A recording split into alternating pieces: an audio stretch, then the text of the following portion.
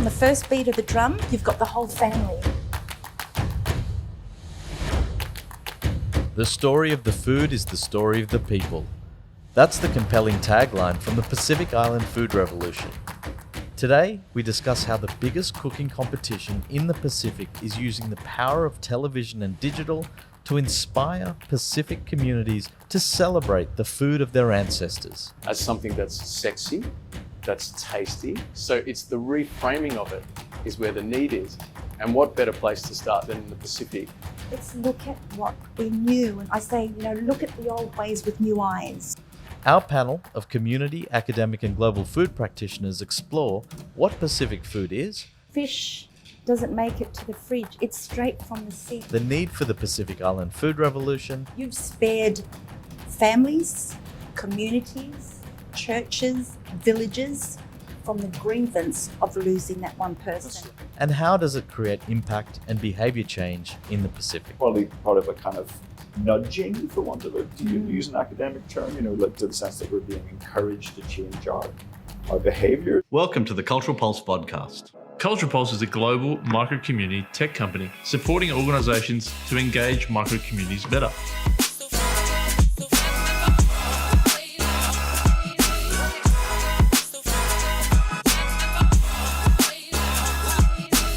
Each episode will connect you with the pulse of what's actually happening in different micro-communities across Australia and New Zealand and get under the hood of cultural behaviours, perspectives and new experiences. Stay updated with Cultural Pulse on our website, download our app and subscribe to our social channels.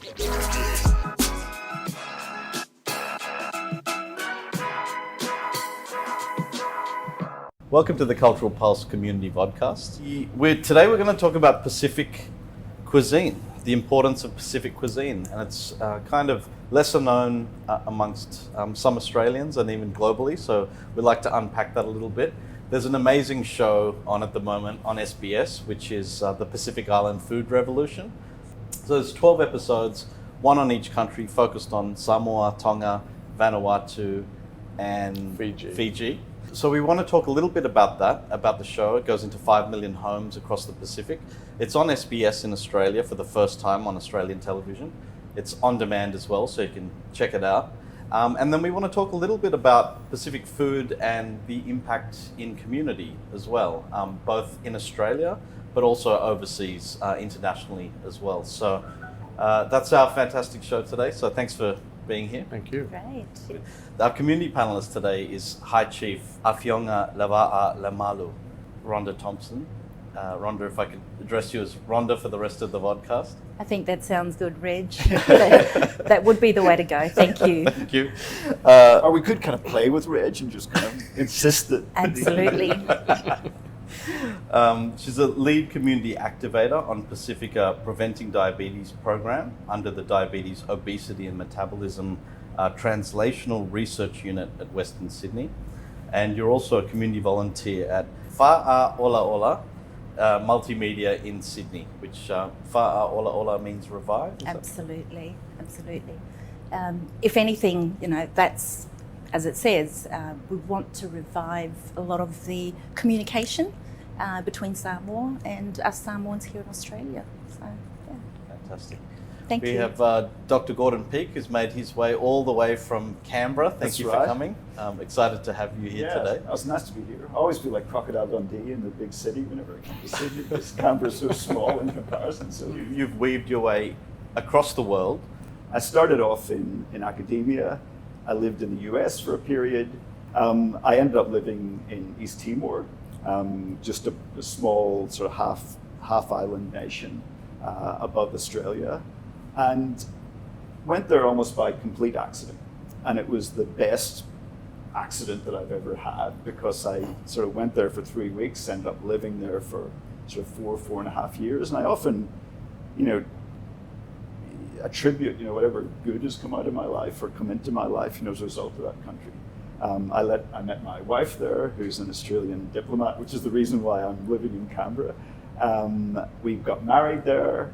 We've got 2 lovely children. I've written a book. I've sort of worked in kind of mediation and facilitation. I've recently got into podcasting myself. This is my first podcast. I'm a little bit nervous about it, and I'm really sort of passionate about really, I think, what are some of the aims of Cultural Pulse and some of the aims of some of the the panel here, which is kind of about communicating some of the good work that's being done. I'm a visitor at the Australian National University, and as you said, you're running a podcast. Memorandum of Understanding. I'll speak to the camera. It's available wherever you get your podcasts. The DevPol. And so one of your podcasts was actually about That's right. Mark, a business that Mark founded in East Timor, which is the Agora Food Studio. So welcome, Mark. You've been away from Australia for a long time. You've spent probably 18 years in aid, government. You were living in Canberra for a little while, and then you headed off overseas. You worked in Japan for a little while, and then ended up in East Timor. Could you tell us a little bit about Agora Food Studio? Yeah, I mean, like Gordon, to East Timor, as it's known as Timor-Leste, was that experience that was sort of opened my eyes to a different part of the world, although so close to Australia. And having started off in a conflict resolution or peace building background, I was doing a lot of facilitation with local NGOs and communities.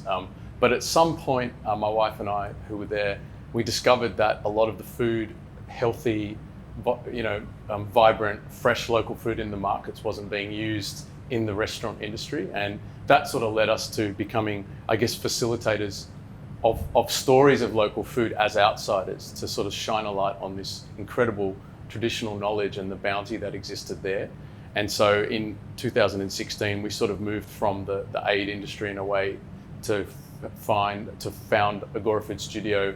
And we also go by the name of the Timor-Leste Food Lab, because we wanted to have this experimental culture develop around local food and to put it on the plate for particularly internationals who were there, who might be willing to try something new. And so 5 years later, despite COVID, we've got an amazing team there who continue to run the restaurant. And although we're focused on food and coffee, we do a lot of sort of training of guest houses and farmer groups for them to see the value that they have in the food. And I think this is what brought my interest in the Pacific Island food revolution and Pacific cuisine, because we could see that Timor-Leste is actually very connected to the Pacific in the way that its food has developed, its food stories, the ingredients, the preparation methods. And I thought there's something really interesting there happening. So for people who don't know about the Pacific Island Food Revolution, and I'm itching to ask Rhonda a question, but before I get there, I'd love to just, Mark, could you give us a summary of what is the Pacific Island Food Revolution? Because it's a fancy name, and before I'd heard it, I was like, what is this about? Yeah, so the Pacific Island Food Revolution is mostly focused on a television show that you mentioned at the start of the podcast, but it's actually a suite of media platforms, really validating, celebrating, and getting people excited about the food and the cuisine that the Pacific already has. And so the television show is the flagship program of that, but it's also on radio, social media. It appears in different panels globally, and they have a Facebook page and conversation around Pacific food. And it was very boldly supported through the Australian Government Department of Foreign Affairs and Trade's Innovation Exchange a few years ago. Why it's very interesting is that it is one of a few television programs that are really sponsored from the development industry, and it's not it's not afraid to be cinematographic and operatic and bold in the way that it shows the food of the Pacific. And by that, what I mean is it's multi-sensory. So it's not only talking about the food and having a sort of contestant approach a la MasterChef, but it's really paying attention to the conversation in the shows and the music in the shows and the colors of the food and you know what I mean? The beauty comes out in that, and that's something very special. And I think different for a lot of development communications, which tend to be a bit dry and problem focused. Our Pacific or Samoan cuisine is the vegetable roots, the vegetables itself, the green, the fresh produce, and tropical fruits. But the infusion here and what really highlights, I guess, why it's so significant is it's all cultivated and freshly grown there and there. You know, you open up the back door and your garden, your vegetables are there. When I was young, I was up in the cocoa tree. The process was we cracked the coconut bean, we actually ate the flesh of the coconut off the bean, and it had a it just had a really nice texture to it. And under the tree was either the auntie or grandma waiting to catch all the beans that we were throwing down, because there was now a hot metal plate over a fire and it was being roasted. By the time you came down from the tree, grandma or auntie, you were ready to go. Absolutely. Yeah. So, you know, Wow. she was already pounding. It was now in the form, I guess this is what we say, cacao, but this was pure cocoa, hot water added, touch of sugar, and we were having breakfast ready for school. But I mean, my parents always told lunch was a piece of pawpaw and coconut. I mean, my parents are in their 80s now, still well, you know, and we don't, you know, no complain. Dinner, you know, fish doesn't make it to the fridge. It's straight from the sea. What's the role? Yeah. What's the role of family, I guess, in Samoa, and the kind of what not just memories does it conjure up, but what do you think it means to people from Samoa? I guess if I say family is everything would be an understatement. Our culture and religion go hand in hand. There's that spiritual drive where culture is also derived from, you know, that love one another. And as I say, it may seem very simplistic as far as the just love one another, but it's everything about the sacrifices we make for our families, for the protection, serving. Serving is pretty much, I guess, then would summarise it. Service in the family. We're guided by generations. We're guided by a lot of our ancestral. We still take on and carry on the work of our ancestors, you know.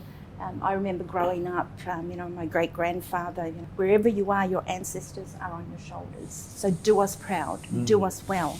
And I think this is where our cultural Matai system comes in, the high chief system, you know. It's that title bestowed because you've served your family or you are continuing to serve your community. So it just brings out that authority for you to guide us or to guide the family. And what's the role of food in that perspective then? Again, we're very cultural, so food is hospitality. Hospitality is part of our culture. And then there's the gatherings as well. Again, so a hearty meal is what brings out laughter. I mean, there's no quiet over a meal in Samoa, you know, in our culture. Whether it's while you're cooking, as you saw over the Revolution film, you know, even just cooking, everything. It's like food. You know, there's a hidden aroma of an aphrodisia that brings out this laughter because that's what it does. You know. Why is there a need for a Pacific Island food revolution?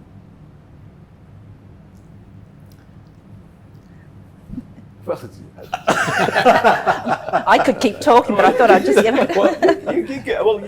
You keep talking. What I'll say, what I find really interesting about the show was it sort of passed the 30-minute phone test. And the 30-minute phone test is, am I going to be looking at my phone or am I actually going to be focused on the screen? And it passed my 30-minute phone test when I was totally absorbed in the material. Everything you said, Rhonda, you know, I think you said it more eloquently than me, but you know, the beauty of the locations, the kind of sensuality of the food, the kind of aphrodisiac quality, the sense that it brings out conversations. It also made me, as not a Pacific Islander, but as someone who spent time in the Pacific, deeply sad or melancholic, because you actually look at these places that, you know, that were very much within our reach to Australians and communities that are Pacifica communities that are here that are cut off now because of COVID. And it's really hard to know when we're ever going to get whenever we're going to get back to that. I guess probably, you know, the kind of academic answer about why the show was needed was that there was a sense. You mentioned about diabetes. It's a scary word. And it's also a scary word, I would imagine, to teach, because you must feel like you're constantly. I mean, how do adults learn? We don't learn necessarily by someone standing up and sort of giving Absolutely. giving the instructions. And the best form of learning is almost when we don't really realize that we're learning, Yeah. or we're being entertained, or we're being absorbed in the kind of material in front of us. And clearly, there is a health problem in the Pacific, in terms of diabetes, in terms of overweight people, just as there is in Australia. It's not as if there's one. Yeah. Let's not sort of blanket Pacific people suffering from one thing and Australians don't have it. We could all do with losing a bit of weight. Blood sugar issues as well. And I saw that whenever I was in Papua New Guinea, and the impact that it was having upon people's lives, the very real impact it was having upon people's lives. Because as soon as you get to your late 40s, as I have to declare a hand that I'm at now, and into your 50s, these lifestyle diseases are going to have a huge impact upon your cognitive impairment, upon your ability to be fresh, upon your ability to be good to your family. And I think what the show does, in a way that doesn't make it feel as if you're being hit over the head or being barked at by a kind of priest given it at the pulpit, is to actually say, well, there is a better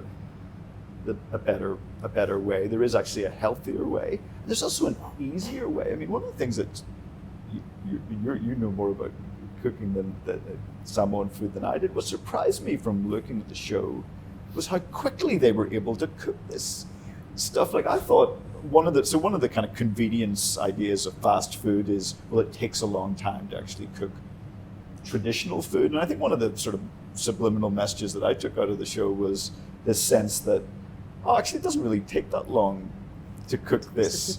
And it looks a lot better for you than the sort of fried chicken that when you kind of look at it, looks like a bit of a congealed mess. So I guess it's probably part of a kind of nudging, for want of a, to use an academic term, like to the sense that we're being encouraged to change our behaviors. And we change our behavior best when we don't realize that we're doing it. Yeah. And I think the Pacific Island Food Revolution show does a really good job on that, because by the time you've watched it, you're sort of entertained. It connects with a set of meanings that I don't have, not being a Samoan, but it gives you a sense of, there's a sense of possibility. Yeah, that's an interesting point. Here. Yeah. Gordon, we'll come back to nudging and how do you actually know that the nudges are happening? But Rhonda, Rhonda, Sure. I think a great concept film, the show. What I probably captured straight away was this recreation. So whether it was something, like the breadfruit that needed boiling, then pounding, then grilled over an open fire, there was a process to it. It was all happening and it was all taking place. So, and what the show did was, again, just bringing out all these foods and ingredients that I grew up and watching a slower process of it being made, all happening within an hour, So I think it was, absolutely a great highlight. We'll just cut to the season 2 promo just to stimulate before we cut over to you, Mark, and your thoughts. Last year saw the beginning of a revolution in the Pacific. A revolution that set new standards and changed lives forever. It's not going to stop here. This will take us to the world. And this year, it's going to get even bigger. It would be an honor to win this. We're practicing what we preach about eating healthier. As 12 new teams compete to represent their home nations. I have the passion for cooking. This is heaven here in Tonga. They're ready to give it their all. It's hot. Stop moving the stuff. Sorry. Man, oh man. And wow our renowned judges. I think they have done a fantastic job. I'd like to see nurturing and fulfilling Tongan food. To help our people make affordable, healthy meals for their families. Your participation is going to inspire. This year, our cooks are more determined than ever to take the revolution to the world. You ready? Yes. Season 2 of the Pacific Island Food Revolution starts now. Wow. It's very cool. Mark, in your own words? Well, I was thinking about your question around what's the need, and not to harp on it too long, but to give the audience a bit of context. I think there's a need for a global food revolution. Actually, the food system globally is going to lead to the destruction of the planet. Whether you're talking about climate change, whether you're talking about deforestation because of our increased meat consumption, whether you're talking about the rivers of plastic that are clogging places in Indonesia and India and the Pacific, and the declining fish stock. Now that sounds really depressing and really heavy, so I don't want to talk about it too much, right? It's not that we don't acknowledge it's there, but I think that starting in a place like the Pacific, where there are these natural resources that are not being used, actually is the direct connection to what people in the development industry talk about as sustainable development. What does actually sustainable development mean? Using natural resources that are fallow, that are not being taken advantage of, and giving people the basic needs out of that. And local food is definitely the answer for that. And we know there are some challenges with getting the local food to the market. But we also know that as humans, we're not the economic man or woman that has been talked about in textbooks. We know we're very emotional beings. We will select certain products and services based on how it looks and how it feels. So the need for the Pacific Island Food Revolution is to actually reflect human behavior in the way that we communicate the messages around sustainability. And we don't do that, as Gordon said, by talking down to people and pointing a finger and enforcing the problems that they have. And there's a certain, the word that they use there's certain glamour in even that video clip where you kind of do want to watch a bit more. It's not going to tell you everything you need to know about solving the world's food problems, but what it is going to do is reframe local food. And so the need is really, in a nutshell, to reframe local food as something that's sexy, that's tasty, that's not expensive, as some people would say, and it's not cumbersome and difficult to make. So it's the reframing of it is where the need is. And what better place to start than in the Pacific, where on the surface, with the health challenges and the youth unemployment challenges, and also the fact that most of the food is imported, it looks like a helpless situation. But with COVID now, we've got this opportunity to actually minimize the plastic imports, to actually use what's there, and in a place and a part of the world where the traditional knowledge is so strong. So amazing. That's why I'd say the need. So how did that help you with Agora in East Timor? Yeah, so we have a connection to the Pacific Island Food Revolution. We first met them in Jakarta actually in 2017. And one of our young chefs, Nuki from Agora, was going to be presenting at the Eat Food Forum, trying to solve these global food challenges. And she was presenting to people like the Indonesian health minister in Bahasa, Indonesia. And she was really, really nervous. And she got this encouragement from Robert Oliver and the Pacific Island Food Revolution to really tell her own story about food, to talk about growing up in the mountains of Timor, the candle nut, the amazing rice that we have in the western part of East Timor, the fresh coconut milk. And all of a sudden, all these images of this cuisine came out that had been previously pushed down as local communities sought, fast food and the imported noodles. And for her to tell her story in that audience was so catalytic for her and our team. And so we have sort of emulated, be upfront about it and say we've derived inspiration from PIFA, but we've emulated some of their language openly as we've gone on our own journey to develop a restaurant in Timor where we were aiming for 100% local food. But calling things by, wanting people to eat at your place just because you do local is not enough. You've got to frame it in a way that's attractive to people. And so little things that the Pacific Island Food Revolution do, which is some nudges that we'll get into, are, for example, the heroes that they have in their show, they call them food warriors. They're evoking the spirit of Pacifica peoples through the word warrior, for example. They're using the color that we see in your beautiful dress here today, for example. It's not, it's working at a subliminal level to associate local food with all that's good in the world, that's delicious and nutritious. And they don't mention nutrition a lot, actually, and nor do we. So to answer your question, rather than us talking about eat this because it's nutritious, eat this because it's local, We actually want people to eat it because it's delicious and because it comes from your ancestors' stories. And what we basically did was in the Timor-Leste Food Lab was use a storytelling model. So get to the root of people's culture, and then down the track we can focus on, why we're reducing plastic or why the food is nutritious. But taking people's stories out of where people have hidden them in a way, no one can say your story with food is inauthentic. I mean, I see the visual, but I can taste it. That's what this show's done. I'm getting hungry already. I know. Not only that, the beat, the music. Why would you want to look at your phone? That's right.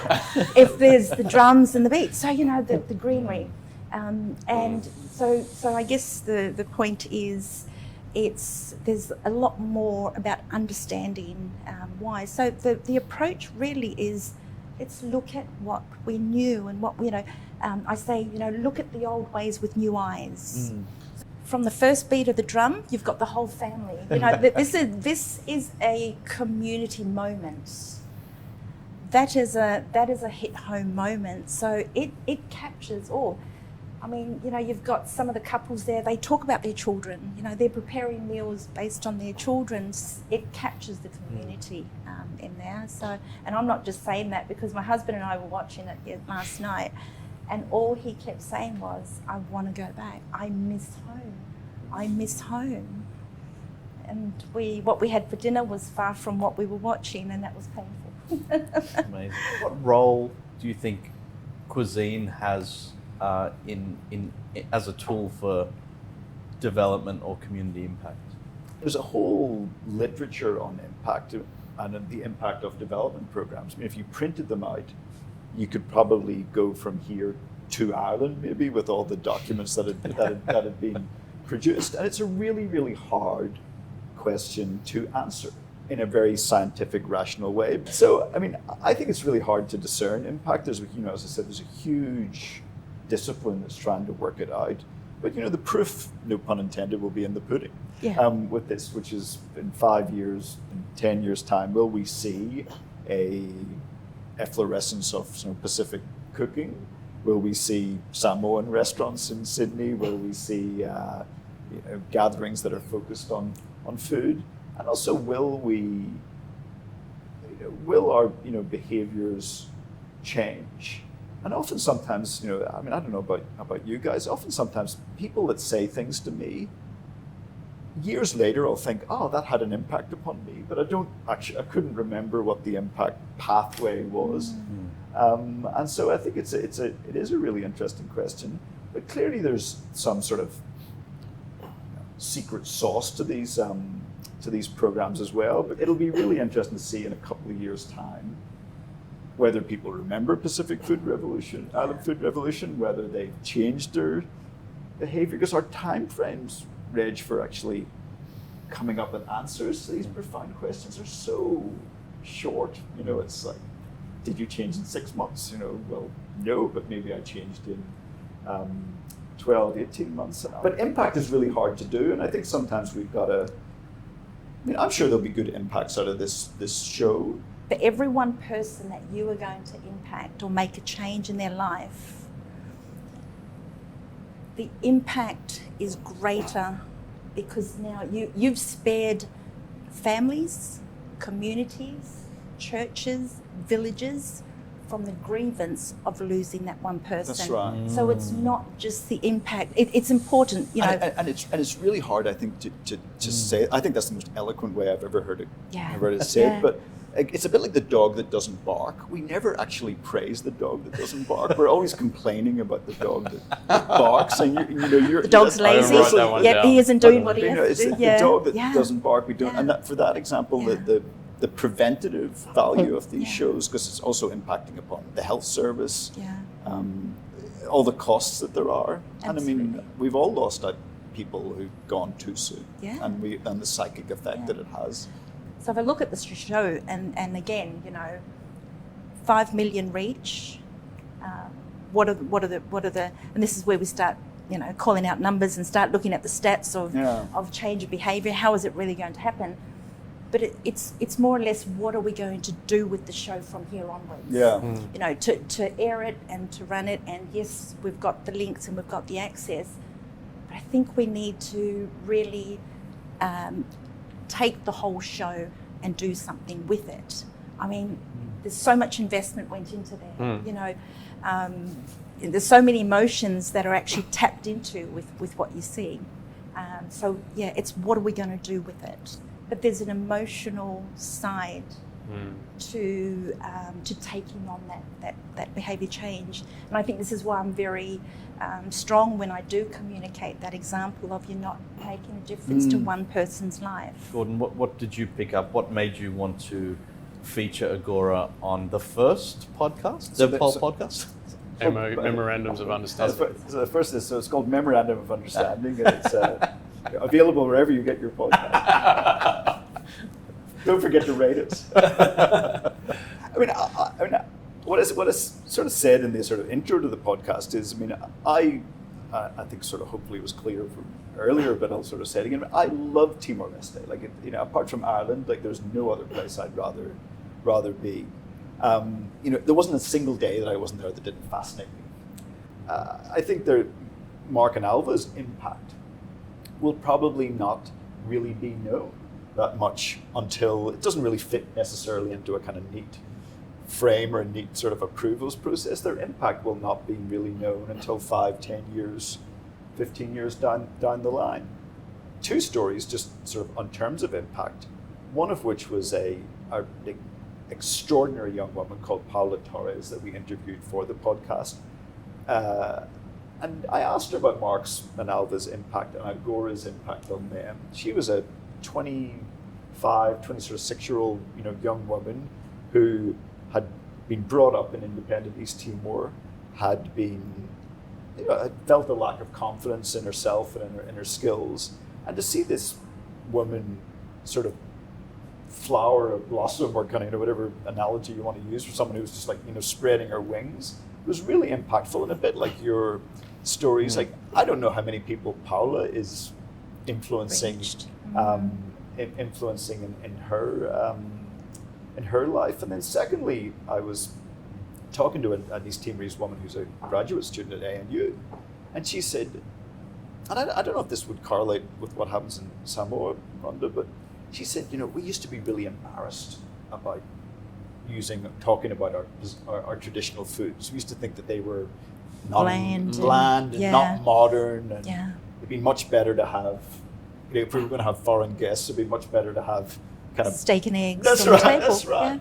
Because that's kind of what we think of as being modernity. Yeah. And what Agora has done by popularizing, you know, it sounds like a lot of the foods that you're talking about, cassava, taro, you know, these kind of, you know, root vegetables, wild leaves, is actually give the, you know, permission structure, or give the enabling environment to make East Timorese, you know, embrace some of the foods that previously they would have thought of as being, you know, not sort of, you know, not modern enough, and so we wanted to sort of package all that in, and really also we wanted people within the podcast. The podcast, I think, it's a kind of political podcast in the way that George Orwell used the term. It's about trying to move the world in a certain direction, and I think we're all trying to move the world in a certain direction with this. But I wanted people who are listening to it, who are mostly development wonks, and hopefully people who are listening to your podcast now as well, watching your podcast, to actually think, is the work I'm doing really, is this the right way to do it? Should I try to adopt some of the different approaches that I'm seeing here? If you look at like a coconut that's kind of on the sea, you only see a little bit of the coconut on the top of the sea, and underneath the coconut, there's all this religion, all this custom, all this, the Matai everything system. that intertwines the strength of the coconut. You should come on the podcast next Okay. I'm just visualizing this coconut that you're talking about. All this stuff that's going on underneath, and if we're only looking at the top, things only talking to the government or the prime minister or the the minister of this or the minister of that. We're missing all the stuff that is underneath. And I think food is one of those things that is underneath. It binds people together. It is a form of community. It's a way by which you can actually have sometimes difficult conversations over food, because when you're preparing food and talking about things, you can actually talk together. And if we're going to be all kind of serious and kind of hair shirt and kind of wear our ties tied up about it, then we're actually missing that. And I mean that correlates, I think, with the work that the Cultural Pulse is doing, which is with your work that you've been doing with COVID, where if you're just doing the kind of mechanical lessons that are being given to people, it's not going to connect with it. I met a Samoan GP, and she said to me, she says, if you had to motivate our Samoan people to eat healthy, how would you do it? It's a big question. And I looked at her and I said, I wouldn't waste my time. She nearly fell off her seat. What are we going to do with 45 minutes? Because that motivated me yesterday when I watched it. So she said to me, then what are we going to do? I said, you need to understand the mindset of our people. I've got my whole mindset now on this show, because it's not a next season. It's what are we going to do with 45 minutes of a whole cultural upbringing that's been recreated. And again, the old eyes looking at old ways with new eyes. So I thought before I lost that thought, I just wanted to bring that on about Can I ask you a question about the show, which is like, it's kind of like My Kitchen Rules, or kind of the sort of Master Chef in the Pacific. And I wanted to ask you about how it connects sort of with Pacific cultures. Everyone in the show is really nice. They're always kind of, they're really, there doesn't seem to be any kind of conflict, or there doesn't seem to be any. As you see in some of the Western American MasterChef. So whereas in the West, if you had done an Irish version of Irish Food Revolution, there might have been problems maybe. There wouldn't be a Guinness or anything on the bench. There'd just be no. But I wanted to make the point that one of the powerful things that the show does, and maybe we don't know the impact now, but it's the fact that people are reflected as they are. That's right. A lot of development programs don't do that because they are showing the top of the coconut. And it's interesting that we mentioned MasterChef, because as someone who hasn't lived in Australia for about 14 years, around about the time that MasterChef came in, I can tell you the impact of that show across Australia is very evident. So let's look at the way that local foods and healthy foods are promoted in Australia now. It's normalised. The supermarkets have huge sections of healthy, organic, mostly local food. Cooking as something that men can do, and younger people, MasterChef kids. Not everyone's a fan of the show, I understand that. It can be a bit, corny at times or whatever, but it's had a massive impact on the way that Australians eat. And it's come from the behaviour change approach which they've done, which they've made it fun and competitive. It reflects Australian culture. So there's a bit more aggression than the Pacific Island Food Revolution. Yeah. It's part of the Samoan culture as well. It's part of the Pacifica culture to not show any aggression or show any, sort of arguing or or anything that's going on. It's not a Pacifica cultural to do that out in public anyway. But it's that inspiration, and it's probably that, well, if she can do it, I can, or if he can do it, I can give it a go, because that's what we saw in the Revolution show. Looking at some, there are actually some faces on there that were familiar. And you thought, wow, I didn't know that they could, but look at the collaboration of what they can do, just as mums and dads. Looking at it from a TV perspective, I thought, how's this show even going to be popular if there's no drama or conflict or, but when I watch the show, I think it's that alignment to culture and that reflection which actually creates the entertainment. And it actually forced me from the outside to look in and feel into the subtlety of the culture as well, and the little jokes and the little relationship going between the contestants. See, because every one of the contestants is a representative of family. And then we're talking village, and we're talking church community, we're talking culture. And that's where our sense of pride is, being here in Australia, watching the film here in Australia. identifying and relating, but we see such a huge sense of pride, family honour, just with the courage to be on there, the courage for most of them, and some, probably all of them, to communicate in English. Like, that was huge. We had a moment of well done, you know, to all the contestants that were in there. It's interesting, I went through the Pacific Island Food Revolution Facebook page, and some of those posts that they have hundreds of comments. And they've actually been bombarded with not abusive, but I'd say aggressive comments from people from the Solomon Islands and Papua New Guinea saying, we have really great food. How come we're not included in the Pacific Island Food Revolution? So I can't remember an instance where the passion of people in countries that are not known for their cuisine are actually saying, we've got amazing food, we need a program like this. So that's one form of impact, which, as Gordon mentioned, we won't know for 5 years.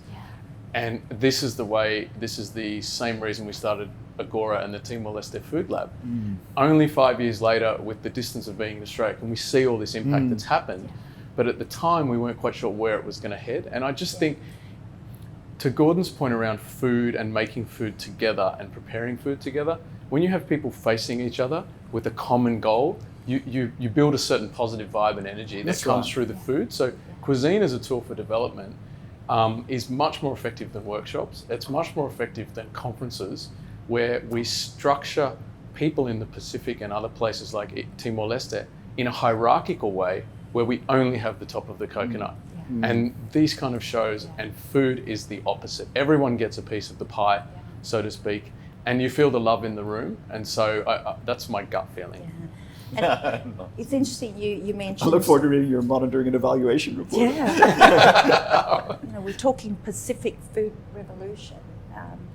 There is such a connection, but there's such an interconnection going on here that it would reach. You know, if I was to watch say a Tongan dish, and I can't wait to watch some of the others, you know, I may be able to relate to it, and I'd actually like to try that and like to, you know, cook that, something from Bougainville as well. And what's the Samoan words for fish?